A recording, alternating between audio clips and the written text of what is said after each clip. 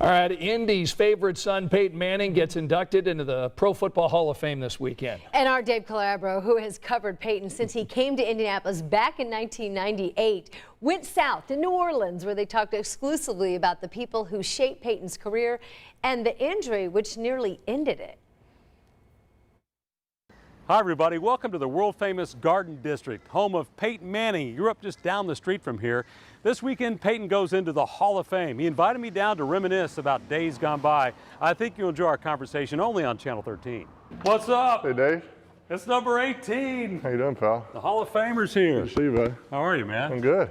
Appreciate you doing this. Thanks for coming down to Newman School to do this. This is pretty cool.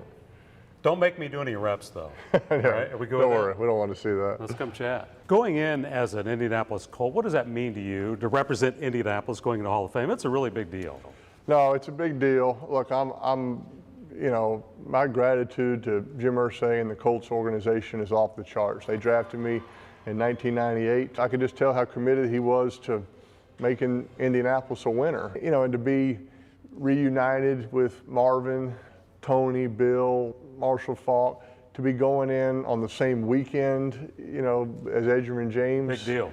Probably, you know, maybe my favorite teammate of all time. It's really cool. So it's, and there's room for more Colts in there as well. Yeah, let's get Reggie Wayne. I'll say that. Yeah, let's get on the list, there's right? There's room. But yeah, it's, I'm very proud to represent the Colts in the Horseshoe in Canton. I'm sure you've been reminiscing a lot, as I have been, because I've been watching you since '98 when you walked in the door. What flashes through your mind when you look back on the start of this journey with Indianapolis and the 14-year ride that you had? Yeah. It was magical. Yeah, I think I think about a lot of people that have just been a part of it. So it's not really the moment. Points. You think about the people. I think about more of the people, you know. I mean, obviously I think about certain moments, but you know, I remember those moments because of the people that I was with, that were on that team, who my coaches were. I mean, I think about, you know, getting drafted, flying to Indianapolis, Tom Moore and Bruce Arians giving me the playbook, and then I was back in Indianapolis 3 days later. They had me hold up at the Signature Inn on 38th Street. I wasn't really supposed to be in town yet. Technically, maybe a violation of the rules, but going big, Peyton, going big. I wanted to learn the offense, and they said, "Come on in here." So, yeah, I think about that rookie year. You remember, Dave? It was a struggle.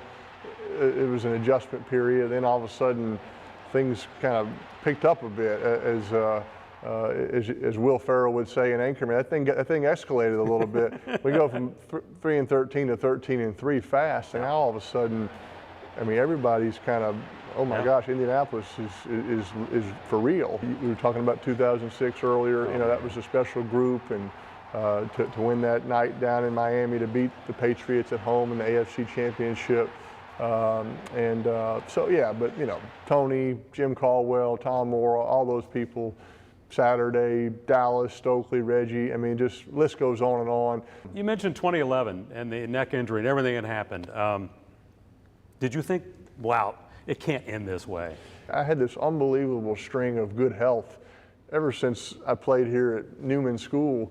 Never had to miss a game for an injury, ever, right? And a lot of good luck in there, a lot of good protection and blocking in there. And then all of a sudden, you know, in 2011, I have not 1, 2, but, you know, 4 neck surgeries trying to kind of fix something that just couldn't quite get it fixed. And I still remember, Dave, that Colts-Texans game, opening of the 2011 season. I was in a hospital bed in California watching Kerry Collins start for the Colts, and I'm seeing Saturday out there snapping the ball and Reggie out there in Dallas. I'm not out there. That was tough. That was an emotional time. And then I guess that was kind of the beginning of, hey, wow, this is real. And I'm not out there. I'm not sure when I can get back out there. And then it's just that season just became more of a struggle, realizing that, hey, the Colts, you know, and probably rightfully so, need to kind of think about the future and kind of where they're going. You get the first pick of the draft. Andrew Luck's available. So Jim and I communicated about it. It was one of those situations where it was just going to be a tough either way. Look, Indianapolis is a football town now, and that was not really maybe the case when I came there. I would say you're greatly responsible for that. Do you realize the impact that you had on my city, our city, what you did for Indianapolis? Well, there's a lot of people, I think, that were a part of that, but look, that's the kind of town you want to play in. You want to play somewhere where they're talking about the draft and they're talking about who are we going to get in free agency. You know, you don't want them just talking about it in September. Hey, you want to go to the games? Yeah, maybe not. I mean, it is. I mean, I've been to a lot of stadiums. I've never seen more jerseys worn at a stadium than at Lucas Oil Stadium. I want to respect your time and say thank you for all you've done for me and for our viewers. There's so many people we've impacted, and I know they would want me to say thank you.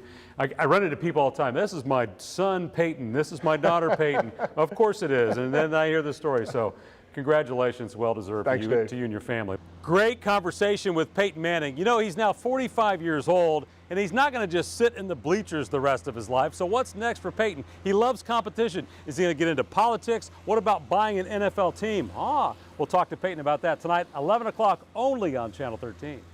Yes. So much to talk about. That's why we need to have it to be an all-day It says a lot about the relationship Dave has with Peyton, because Peyton was the one who gave him that exclusive interview. That's so, right, yeah, and really had a candid conversation there about the highs and lows of. I mean, can you imagine, to be Peyton Manning? I mean, that's a lot of responsibility. It is. Remember the championship? I mean, With celebrated our memories in our we're city talking and about. the parade. Yes, the parade of the Super Bowl and how cold it was. And, You know, on and on and on. It was like this big spontaneous celebration on the streets of Indianapolis. Yeah, and I don't think they prepared for how many people would actually come back into the, was it the Dome at that time? Yeah, our stadium at the time. Right. And then spill out into the streets below zero. It was, you know, those are memories you don't forget. No, you don't. And the team came back on the team plane, and all the people from Channel 13 that were covering them, all our sports people and everything like that, you know, they were flying commercial, so they're still delayed. Yeah, they were delayed, and we're like, oh wait, this big sports event is happening. All right, Scott, let's go.